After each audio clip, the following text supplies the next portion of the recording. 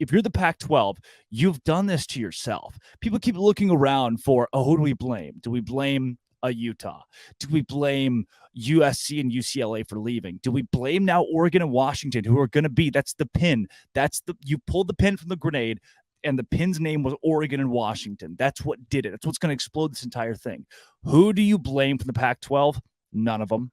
I don't blame a single school. You have to look at leadership here. George Kliavkoff's terrible. Oh, so bad. I mean, it is dumbfounding to me that you can take a conference with a semblance of history. You have Stanford, which people are now calling the best athletic department in the country. You have so much to build on with USC and UCLA. UCLA, maybe the greatest basketball powerhouse of all time. And now what? It's gone. There was a time where the Pac-12 was the best conference in baseball and in softball and in basketball and in women's basketball and in volleyball. And now the Pac-12 doesn't exist anymore. And maybe you're upset. Maybe you're a big softball guy. I am. And maybe you're upset that the Pac-12 doesn't exist. Maybe that really just grinds your gears here that Oregon and Washington are leaving. But it's just the way that it's the nature of college athletics. There used to be a Pac-8 was what it was called. There used to be the Southwest Conference. And I'm sure when the mid-90s rolled around, there were a lot of people who, for nostalgia purposes, were upset the Southwest Conference wasn't existing anymore. Why are we acting like this is some dictatorship? Like the Big 12 has been spying on everybody, and there's been some kind of collusion for the Big 12 to rot all of college athletics. It's just not the way this thing is gone. When the Southwest Conference dissolved, nobody's looking around going, these are terrorists of college athletics. I cannot believe the Southwest Conference has completely dropped off the face of the earth. Who is to blame for this? I just don't think that we can point at anybody outside of Pac-12 leadership and say, hey, it's your fault. It's not USC's fault. It's not UCLA's fault. What did they do? They tried to make money. And guess what? We were in a spot 2 years ago. Here's what blows my mind. Provo Cougar fan, thank you. Outsider of the echo chamber, thank you. Cal may be done with athletics. Very good point. Provo Cougar fan, sure you can. You can definitely watch Washington State and Cal on FS1. It'll actually be on the CW in the new Mountain West Conference. At this point, I think maybe the best thing the Pac-12 can do is merge with the Mountain West.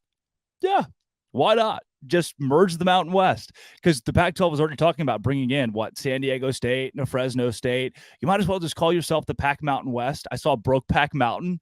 Yeah, just do it. There's no chance this conference can survive. You've lost your four biggest brands. And I want to hunker down on something with the Big 12 here, because we talk about how the Big 12 almost fell apart entirely. What I want to hunker down on is when Texas and OU left, had the Pac-12 got on the phone immediately with Oklahoma State and Texas Tech and said, we want to add you. We want to bring you into our conference. Had the Big 10 gotten on the phone with Kansas and Kansas State and said, we want to add you to our conference, there would have been 4 teams left in the Big 12. Nobody would have cried about it.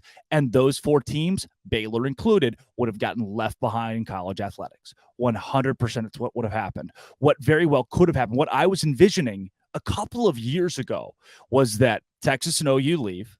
Along with them, Oklahoma State works its way into the Pac-12. Baylor was begging to get into the Pac-12. Maybe the SEC calls a team or two. And I was staring down the barrel, you were too, of the Big 12 completely falling apart. It seemed obvious that that was the trajectory of this conference. And now instead, somehow the Big 12 has outlasted the Pac-12 and has become I would say the Big 12 is certainly the third most prominent conference in collegiate athletics. I don't know if we've gotten the official announcement about Arizona and Arizona State to the Big 12, but now it is a formality. If Oregon and Washington are going to the Big 10, if they're going to get a big share of money in the Big 10 along with USC and UCLA, and that all is going to be finalized, then there's no reason that Arizona and Arizona State can stay in the Pac-12. The big question to me doesn't center around Arizona and Arizona State anymore. Now it centers around one school, and it's Utah. You know that Arizona wants to come to the Big 12. What's their holdup? The idiot at Arizona State. What's the guy's name? I don't even remember the guy's name. Was the president? Why am I supposed to know Arizona State's president's name? Who was like, guys, maybe we shouldn't do this. Okay, great. If you want to have cold feet, if you're Arizona State and you're Utah and you want to have cold feet here and not come into a power conference, dude, that is your prerogative. As someone who's covered the Big 12 for 5 years, I can guarantee you that if the Big 12 doesn't get Arizona State or Utah, they're completely cool with it. If the Big 12 has to full stop at 14 with Colorado and Arizona, I don't care.